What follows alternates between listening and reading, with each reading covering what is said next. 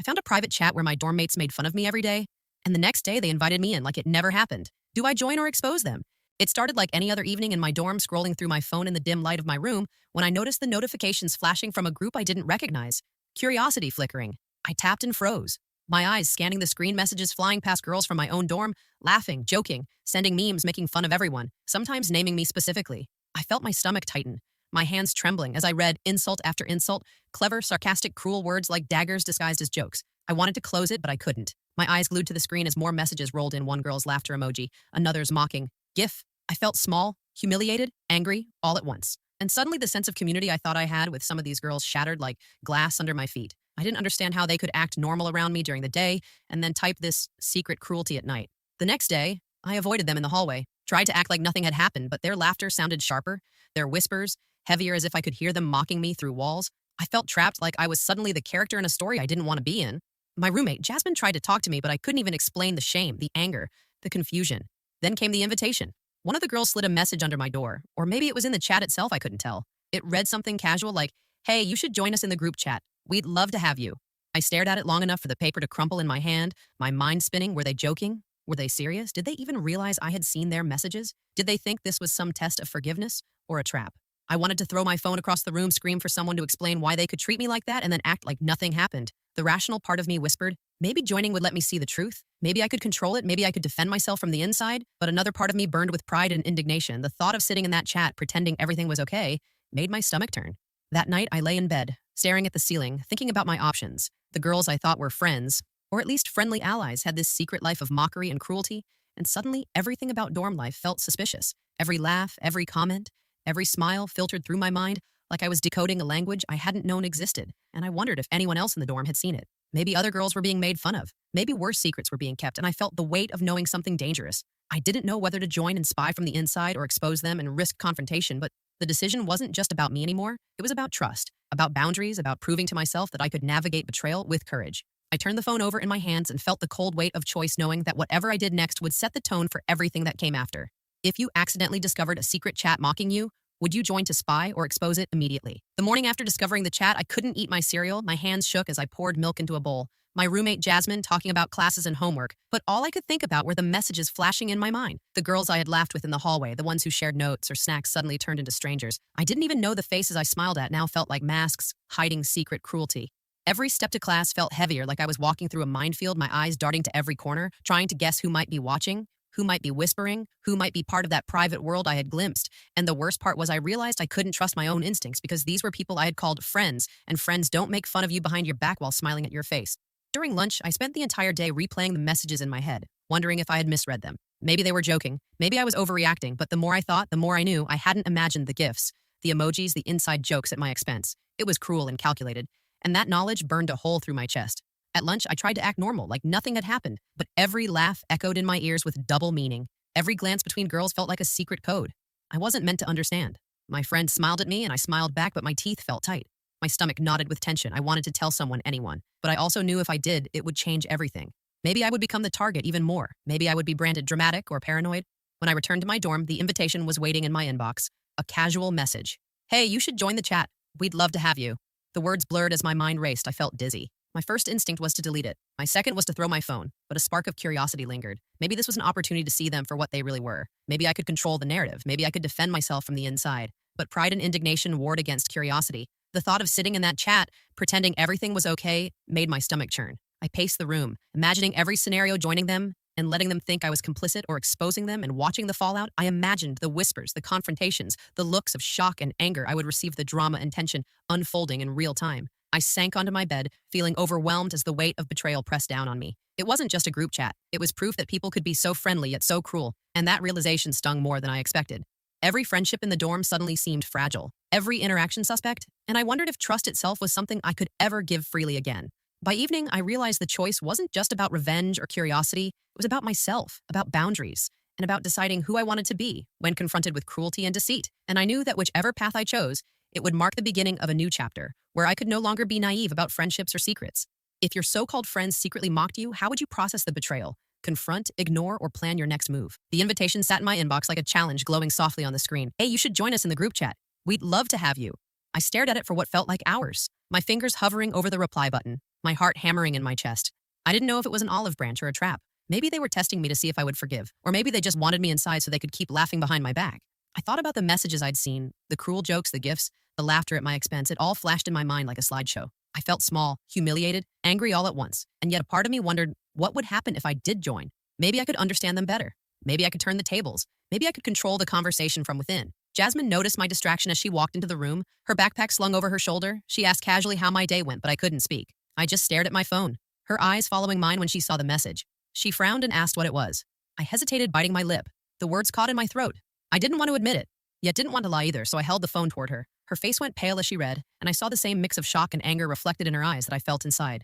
We sat on my bed in silence for a while, both of us imagining what joining might look like, the risks, the consequences, the potential power we could wield. Knowing the jokes would continue if I didn't respond, and the suspense of waiting made my chest ache. I imagined confronting them from the inside, replying with cleverness and wit, maybe even turning their mockery into embarrassment for them. But another voice in my head whispered, if you join, you might be seen as complicit, maybe even weak. Maybe they'll feel justified in continuing. The more I thought, the more I realized this decision wasn't just about joining a chat. It was about taking control of my own story, about deciding whether to stay silent, play along, or fight openly. It was about testing my courage, measuring my boundaries, understanding how far I was willing to go for dignity and self-respect. I glanced at Jasmine and asked quietly what she would do. Her answer was simple but firm. I wouldn't join. I'd expose them in a heartbeat, she said, her eyes blazing.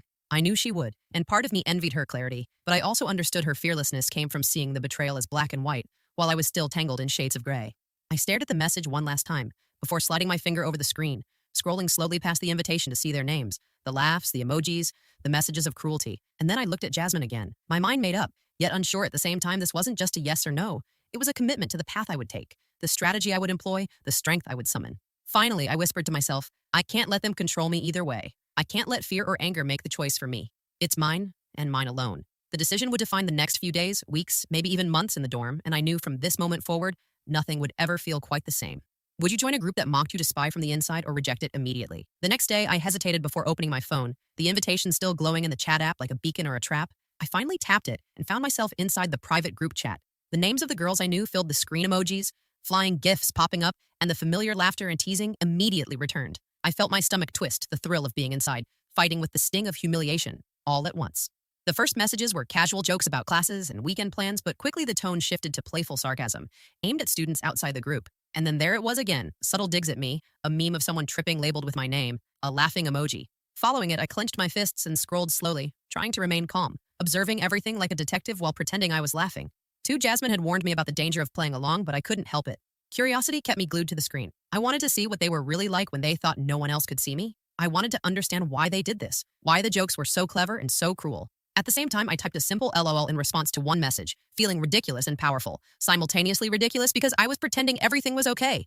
Powerful because I was seeing the truth firsthand. Nothing was hidden anymore. I could analyze their words, predict the timing of their humor, notice patterns in how they included each other and excluded everyone else. It was like I was suddenly both student and teacher in this private classroom of secrets. Messages rolled in faster, the jokes sharper, the emojis wilder, and I realized I could anticipate the next move. The girls had a rhythm. Their laughter coded in text, their inside jokes repeating like a language only they understood. But now I understood it too. I knew when to reply, when to scroll, when to step back. It was intoxicating in a way that made my anger flare at the same time. By lunchtime, I was both exhausted and exhilarated, pretending to laugh at messages while noticing every subtle insult. It was like walking through a minefield with a map. I had drawn myself, I noticed patterns. Who started the teasing? Who amplified it? Who occasionally tried to defend someone quietly but got drowned out? And I wondered how many times other girls had felt like me, reading these messages and feeling powerless. As I scrolled through yet another round of teasing, I felt a strange sense of control.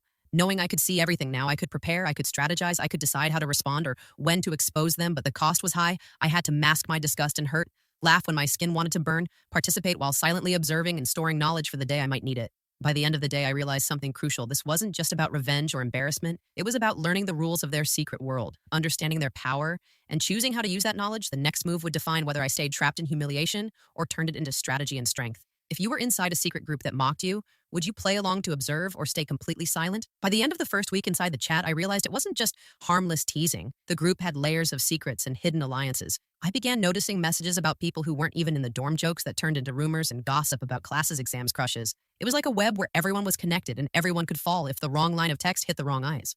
One evening, I saw a message that made my stomach twist. A photo of a girl I barely knew with a caption that made fun of something personal, her face red and embarrassed. I felt shock, anger, and guilt. All at once, I realized this wasn't just fun. and games the chat had real consequences. Lives could be hurt, and I was in it silently witnessing the cruelty and knowing I could intervene or stay hidden. It became clear that the girls had hierarchies too, who led the jokes, who followed, who whispered behind the main instigators' backs.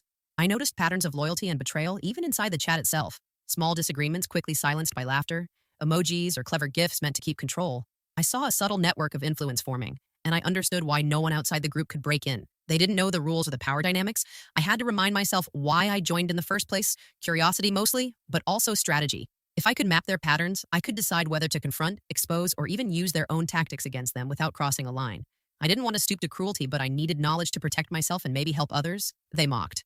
The chat became a strange battlefield. Every message a test of patience and observation. I learned who laughed to belong, who typed to assert dominance, who stayed silent to survive. It was fascinating and terrifying all at once. The thrill of understanding the dynamics mixed with fear that if anyone discovered I had read the original messages, it could turn against me instantly.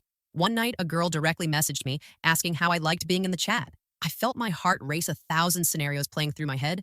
I typed carefully, smiling, emoji, casual laugh, emoji trying to seem normal while calculating what to say and what to reveal. She didn't suspect that I knew everything already, every secret, every insult I had seen, and that knowledge was mine alone to use. I realized then the line between joining for survival and observing for power was thin, but it was mine to walk. I could play along, I could protect myself, I could gather information, and when the right moment came, I could decide whether to confront the girls or expose their secrets, knowing I would have control over the timing and the consequences. For the first time, I felt a sense of empowerment. I wasn't helpless anymore. The laughter in the chat didn't own me. I was learning the rules, observing the lies, understanding the hierarchy, and slowly preparing to decide my own path in this secret world of manipulation and cruelty. If you uncovered secrets and lies in a group, would you use that knowledge to confront them, expose them, or wait for the right moment? By the middle of the second week, I felt trapped between two worlds: the group chat, where I now had a front row seat to cruelty and secrets, and the reality of life outside the screen, where I was expected to smile, be normal, and act like nothing had happened. Every notification from the chat brought a rush of adrenaline mixed with guilt and anger. I couldn't ignore the gnawing question: should I seek revenge, forgive, or simply walk away? I started imagining scenarios in my head, every message replaying with different outcomes. What if I exposed them publicly? Would the dorm erupt in chaos? Would they laugh at me in return?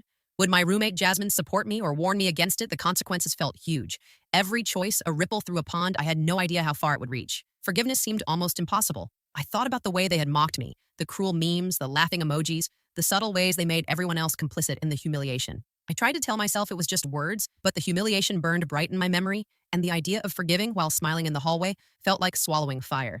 Revenge, on the other hand, tempted me with the possibility of control. I could expose small secrets of theirs. I could respond cleverly in the chat. I could assert my power without losing face, but another part of me hesitated. I didn't want to stoop to their level, to become the person who mocked and laughed at others behind their backs. I wanted a clean victory, dignity intact, proof that I could be smarter, stronger, and in control without cruelty.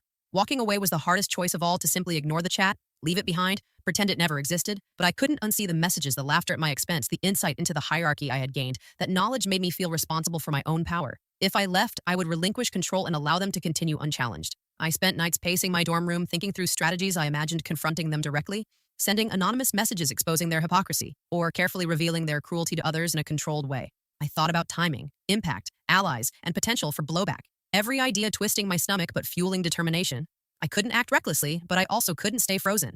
By the end of the week, I realized the choice wasn't just about them.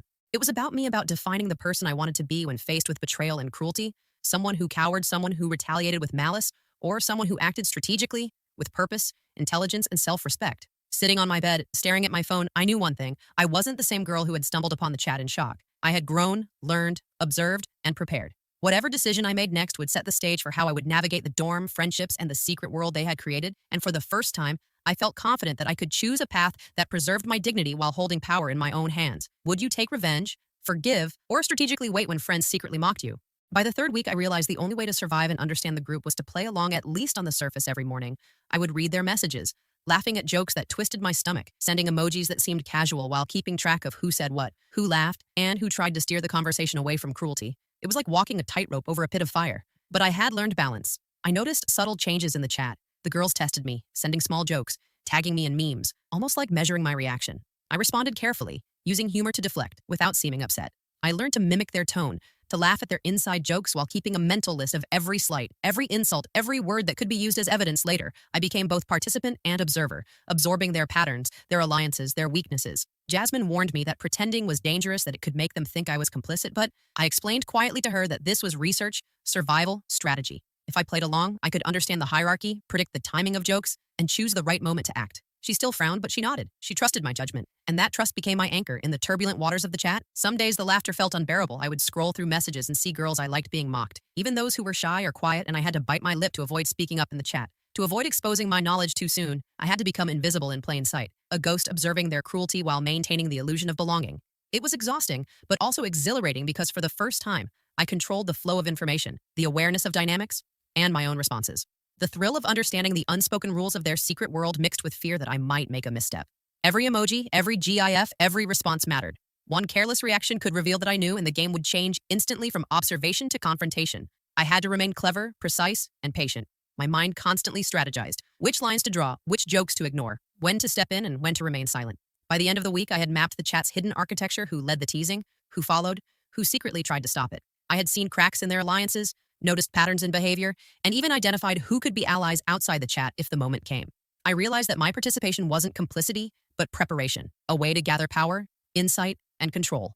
For the first time, I felt a sense of quiet confidence. I wasn't just surviving, I was learning, growing, observing, and preparing for the moment when I would decide how to respond. Whether it would be confrontation, exposure, or strategic intervention, the choice would be mine, guided by knowledge, patience, and self-respect, not impulse or fear. Would you play along with a group that mocked you to learn their secrets or confront them immediately? By the fourth week, I knew I couldn't stay in the shadows forever.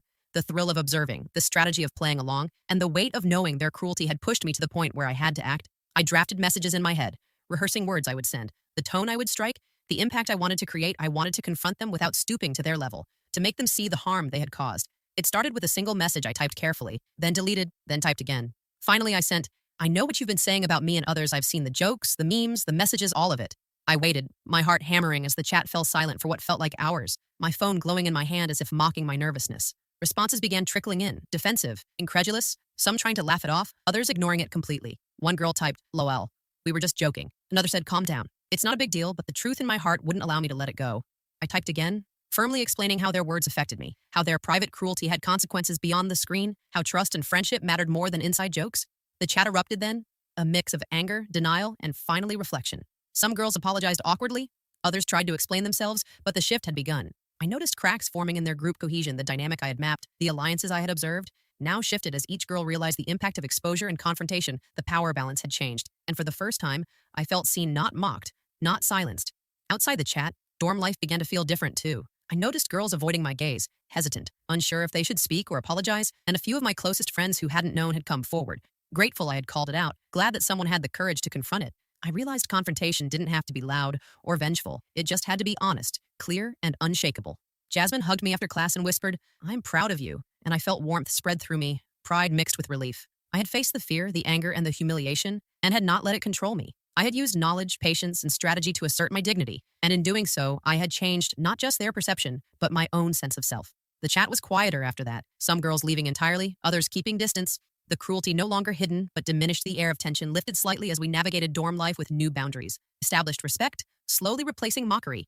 I felt lighter, stronger, and aware that confrontation, when done thoughtfully, could turn fear into empowerment. That night, I reflected on what had happened and realized something profound. Knowing the truth, observing, strategizing, and finally confronting had changed everything. The secret club was no longer secret, and I was no longer powerless. If you confronted a group that mocked you, would you be direct, subtle, or public about it? The morning after the confrontation, dorm life felt different, almost electric. The girls I had confronted avoided eye contact. Some whispered quietly, but I caught their glances, filled with a mix of guilt and surprise. My roommate Jasmine smiled at me knowingly as we walked to class. The weight of secrecy had lifted slightly, but I knew the repercussions would ripple for days, weeks, maybe months. Some girls who had once led the jokes tried to regain control subtly, sending messages that tested boundaries. I responded calmly, firm but not cruel, letting them see that I was unshaken by their attempts. I realized power wasn't about retaliation or mockery. It was about control of your own reactions and your own dignity. The group slowly fractured, the cohesion that had given them confidence weakened by honesty and courage. Other students in the dorm began approaching me quietly, asking if what I had said in the chat was true, sharing their own experiences of being mocked or excluded. I listened carefully, offering support and understanding. I realized that by confronting the secret club, I had given others permission to speak, to reclaim their voices, and that the impact went far beyond my own humiliation. The private cruelty had been exposed, and that exposure empowered more than just me. I noticed subtle changes in my former tormentors too. Some girls seemed genuinely apologetic, unsure how to navigate the new dynamics. Others kept their distance, the social currency of secrecy no longer working in their favor. I felt a strange satisfaction, not from revenge, but from seeing honesty and accountability enter a world that had been governed by cruelty and whispers. That afternoon in a dorm meeting, A few of the girls even addressed the chat indirectly, speaking about respect, empathy, and community. I realized confrontation doesn't have to be dramatic to be effective. Sometimes quiet acknowledgement, paired with clear boundaries, changes the environment more than shouting ever could. I felt proud, knowing I had contributed to that shift, that my courage had ripple effects. Jasmine and I sat together later that night, reflecting on everything: the tension, the observation, the strategic playing along, the confrontation, and the aftermath. I realized I had learned more than I expected about human behavior, friendship, and my own capacity for patience, empathy, and strength. It wasn't just about being mocked, it was about understanding, navigating, and ultimately choosing the path that preserved dignity. By the end of the week, the chat had become quieter, less cruel, and I felt relief mixed with lingering awareness that secrets, gossip, and mockery could flare again if left unchecked. I had learned to remain vigilant, to observe without being trapped, to confront without being cruel, and to act with confidence and strategy. As I closed my laptop that night, I felt a sense of closure. Not because everything was perfect, but because I had taken control. I had learned the rules of the secret club, faced my fear, and navigated betrayal with integrity. The dorm was no longer a place of hidden whispers. It had shifted toward transparency and respect, and I knew that the choices I had made would shape my relationships and my confidence moving forward. After confronting a group that mocked you, how would you handle the fallout? Distance, forgiveness, or setting strict boundaries? By the time the week ended, dorm life had shifted in ways I hadn't fully anticipated. The girls who had mocked me were quieter, more cautious, their laughter no longer hidden behind emojis or GIFs.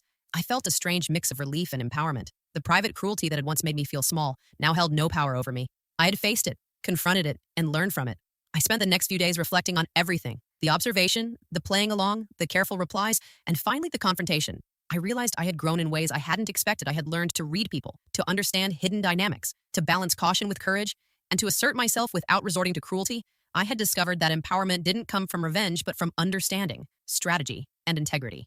Jasmine and I continued our conversations late into the night, sharing thoughts, fears, and plans for the future. We laughed about the absurdity of some messages, sighed over the ones that had hurt, and recognized together that our friendship had grown stronger through this ordeal. She had been my anchor and my sounding board, and I had learned how much support and trust mattered when facing betrayal. The dorm felt lighter, the days less tense. Students seemed more aware of boundaries, more considerate in conversations, more willing to speak up when jokes crossed lines. I noticed girls who had been quietly suffering beginning to smile more freely, joining conversations without fear. I realized that by confronting the secret club, by stepping forward with knowledge and courage, I had not only reclaimed my dignity, but also given others permission to reclaim theirs. I didn't need to hold grudges or seek revenge. The lessons were clear. The importance of honesty, of standing up for yourself, and of understanding the rules of social dynamics had become part of me. I felt stronger, wiser, and more capable of navigating challenges in friendships, school, and beyond.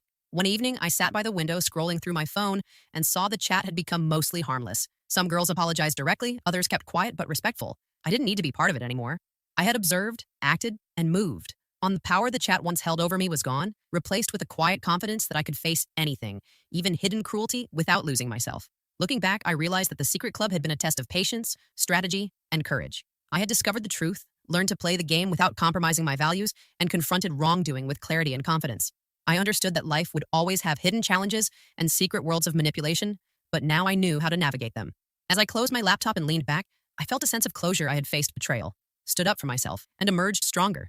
The dorm was no longer a place of fear or whispers, but of cautious respect and new boundaries. I had learned that facing secrets with courage, strategy, and integrity could change not only my own life, but also the lives of those around me. And for the first time in weeks, I felt truly free. After facing betrayal and secrecy, how would you move forward? Trust cautiously, rebuild friendships, or keep your distance?